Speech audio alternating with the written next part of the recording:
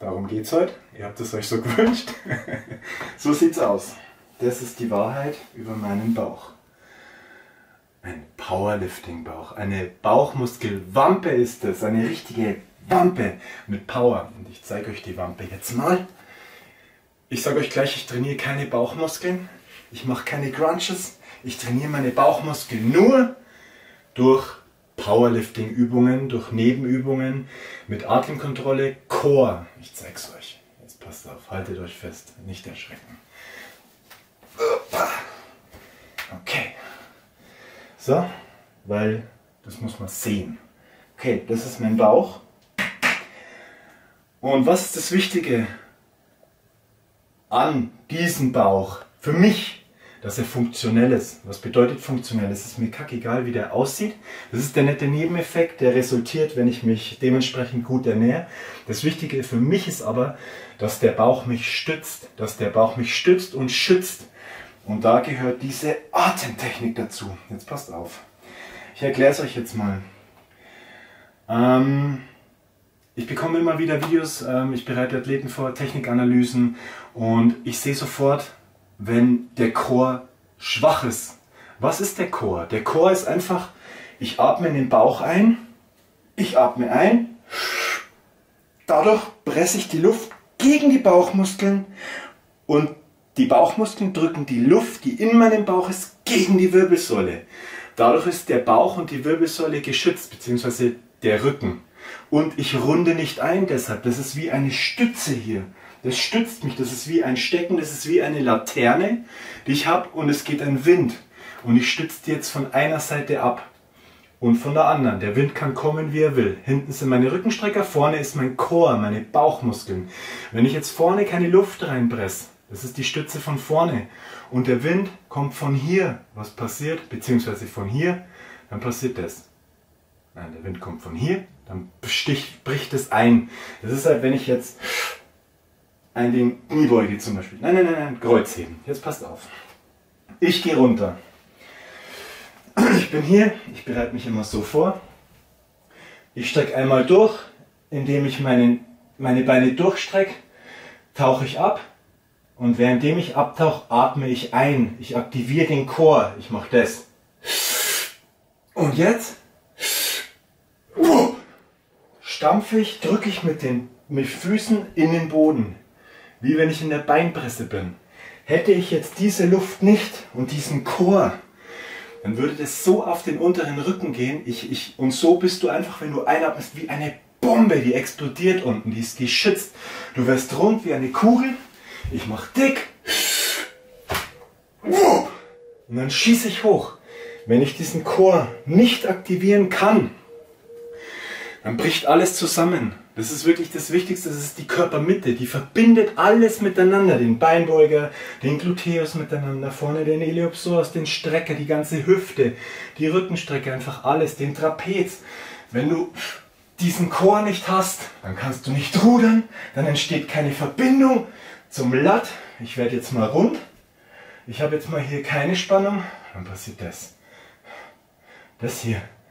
Und das ist bei den meisten. Ich könnte zum Beispiel auch kein Strongman werden. Ich habe Athleten, die bereite ich auf Strongman-Wettkämpfe vor, die wollen Kofferlaufen machen. Kofferlaufen. Und haben noch nicht meine Atemtechnik, haben noch keine Kontrolle im Bauch. Wisst ihr, was passiert? Ich hebe die Koffer weg. Ich bin butterweich. Es schlägt mir erstmal voll auf die Bandscheibe. Ich merke den Druck unten, wenn ich das hier nicht kann, wenn ich hier locker lasse. Außerdem laufe ich so wie El Bandi. Irgendwie so und dann brauche ich diese seitliche Aussteifung hier auch. Das sind die seitlichen Bauchmuskeln, die die Taille natürlich breiter machen. Ein Bodybuilder will das nicht. Aber für einen Powerlifter ist das hier die Lebensversicherung, das hier außen. Und das ist durch die Pressatmung. Wenn ich jetzt 6 Wochen das nicht mehr mache, diese Pressatmung und diesen Core aktivieren würde, hätte ich eine Fadentaille, weil ich bin von der Genetik her, habe ich so eine Taille. Also die wäre weg. Für die Leute, die immer beim Bodybuilding sagen, kein Kreuzheben machen oder sonst was, weil die Taille breit wird. Bodybuilder, die ich vorbereite für die Bühne, die machen 6 Wochen vorher keine Kniebeugen und kein Kreuzheben mehr und dann wird die Taille schmal. Passt auf, Thema Gürtel. Ich habe mit 11 mit olympischem Gewichtheben angefangen. Ich war ein Bub. Ich hatte nicht so tolle Bauchmuskeln wie jetzt, weil du fängst halt an. Ich habe vorher 5, 6 Jahre Fußball gespielt. 5 Jahre, mit 6 habe ich angefangen, mit 11 dann zum Gewichtheben gewechselt. Ich habe das alles schon mal erzählt. Und da gab es keinen Gürtel. Da habe ich auch gefragt, ja, brauche ich einen Gürtel, der mich schützt und so weiter und so fort. Der Trainer hat gesagt, nein, der behindert dich nur. Du kannst nicht richtig reißen, du hast kein Gefühl für den Bauch. Gab's nicht. Trainiere erstmal deine Bauchmuskeln, aktiviere deinen Core und dann kannst du irgendwann beim Stoßen, wenn du wirklich eine Last bewegst, wenn du so da bist und wupp, dann kann man mal drüber reden, über einen Gürtel, wenn du hier oben bist. Keine Angst, du hast alles drauf.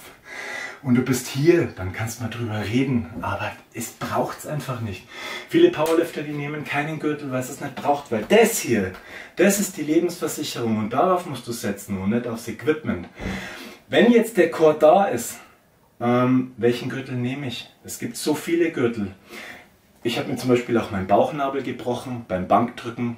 Was ist ein Bauchnabelbruch?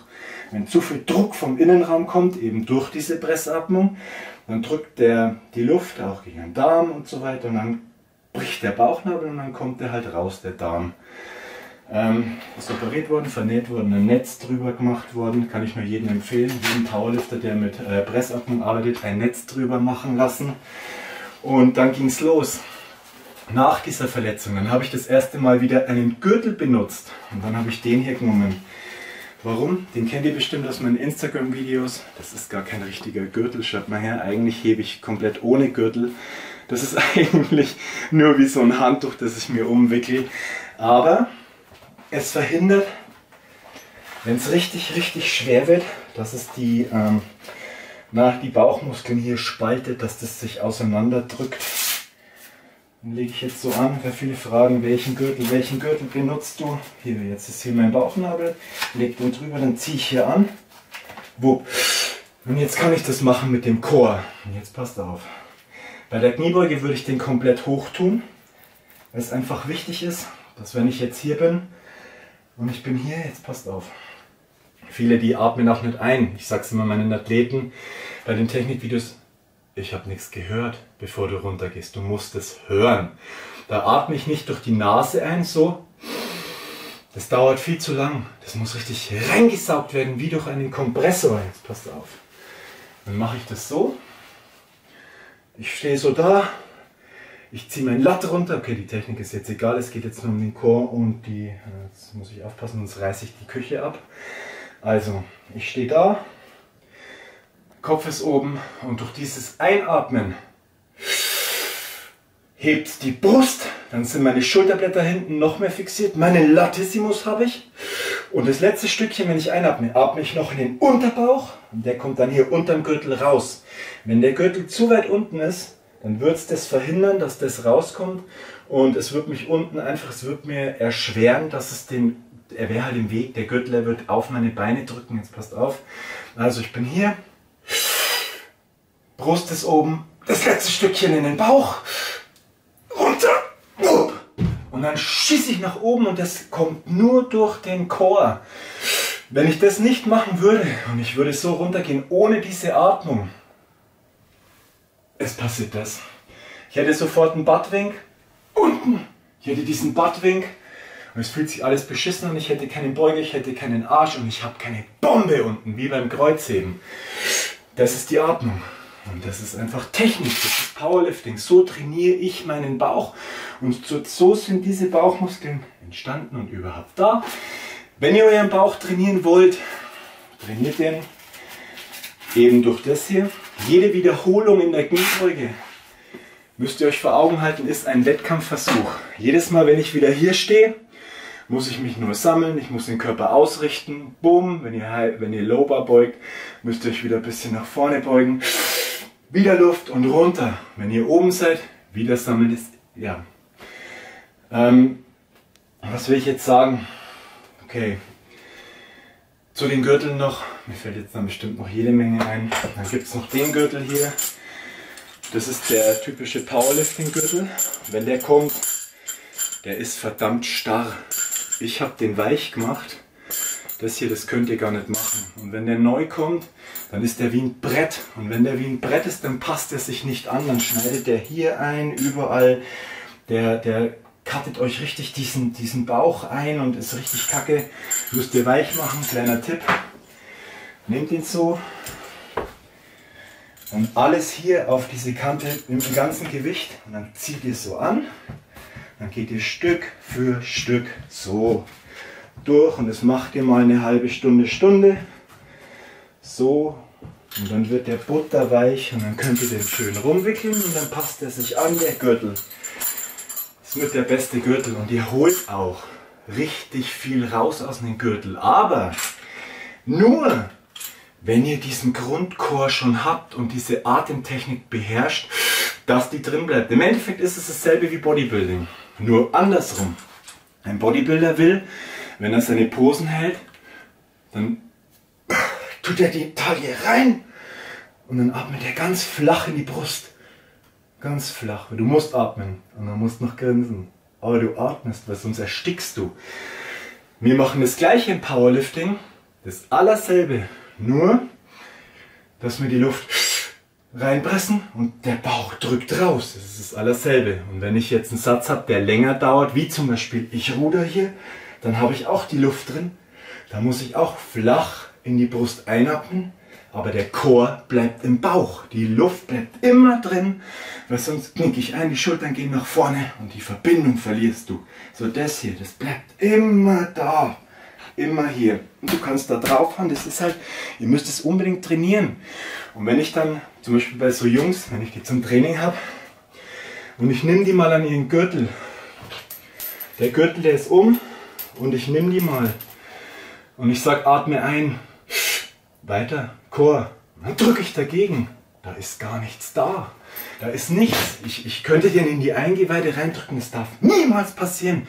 Es muss stark sein. Da muss ein LKW drüber rollen können. Ansonsten verletzt ihr euch.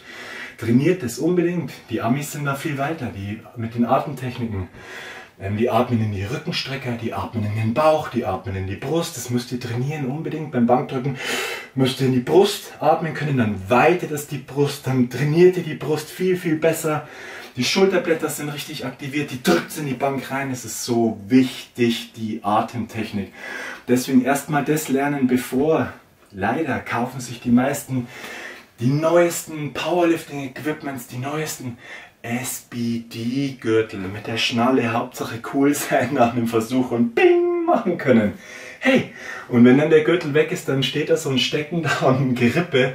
Wirklich, trainiert den Chor, macht Blanks, trainiert den statisch. Ihr braucht keine Sit-Ups machen, dadurch verkürzt die Bauchmuskulatur und wenn die verkürzt, dann kommt ihr beim Bankdrücken nicht mehr hinter, weil dieser Strang ist verkürzt und ihr könnt nicht mehr einatmen. Deshalb immer statisch trainieren, Blanks machen, Halteübungen, Boom, halten und so weiter, hinhängen.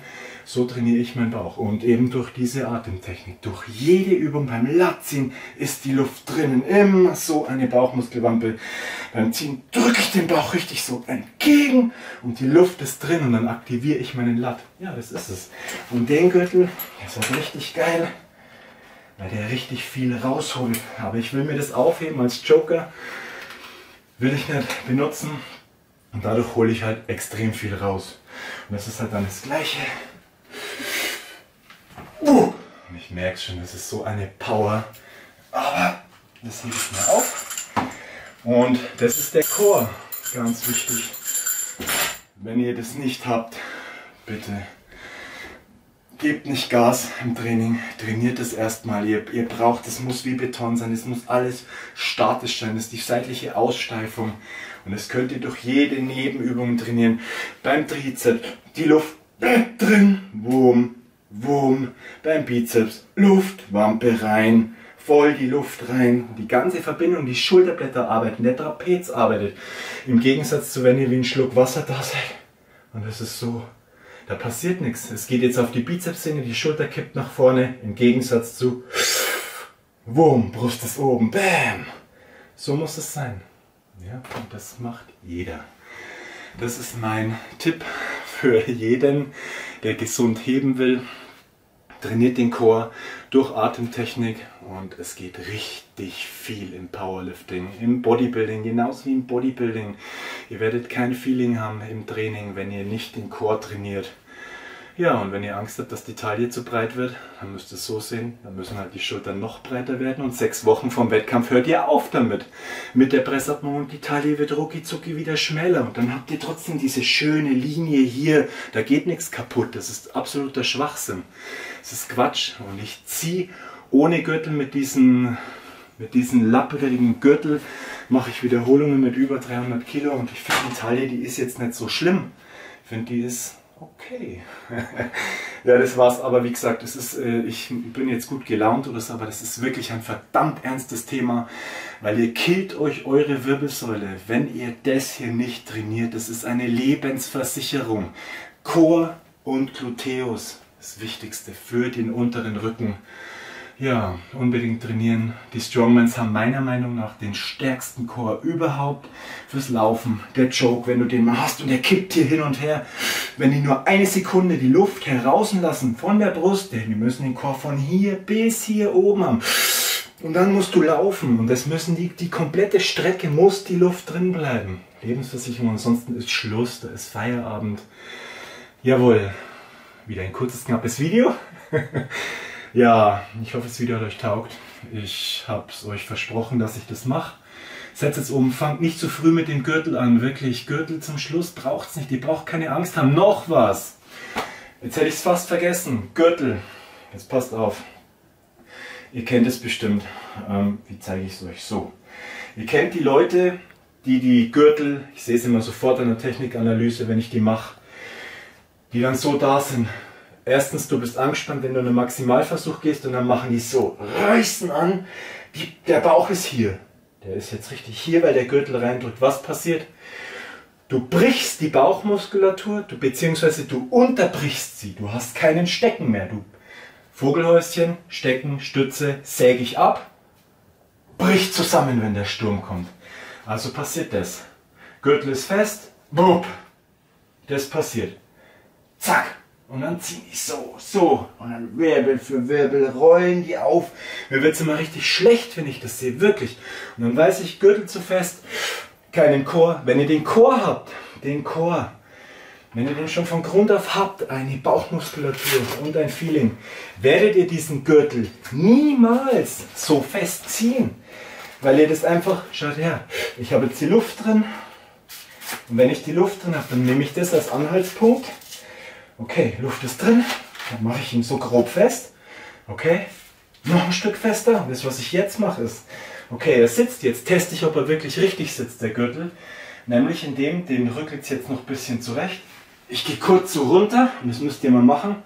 Und dann geht der hinten höher. Und wenn ihr dann so da seid, dann seht ihr, okay, er passt. Bei mir passt er jetzt auf Anhieb. Wenn nicht, dann mache ich noch mal auf und mache ein kleines Stückchen fester. Und dann ist der so, aber niemals das hier. Boom. Ihr unterbrecht die Bauchmuskulatur, ihr rundet ein und ihr killt euch eure Bandscheiben. Es passiert dann das. Wirbel für Wirbel, weil ihr diese Stütze hier, boom, nicht habt. Dann passiert das. Wum, wum, wum. Die Bauchmuskulatur, die gibt es nicht mehr und die Luft. Ja, das war das Wort zum Sonntag. Jetzt lache ich trotzdem auch, wenn es ein ernstes Thema ist. Viel Spaß im Training, verletzt euch nicht. Und wenn irgendwas ist, Technikanalysen, Athleten, ich bekomme sehr viel Post auch bei Instagram. Bitte, ich habe meine Coaching-Nummer, beziehungsweise meine E-Mail-Adresse immer oben in der Bio bei Instagram, meine Coaching-Adresse bei YouTube unten in der Infobox. Anschreiben, wenn irgendwas ist. Ja, das ist mein Job.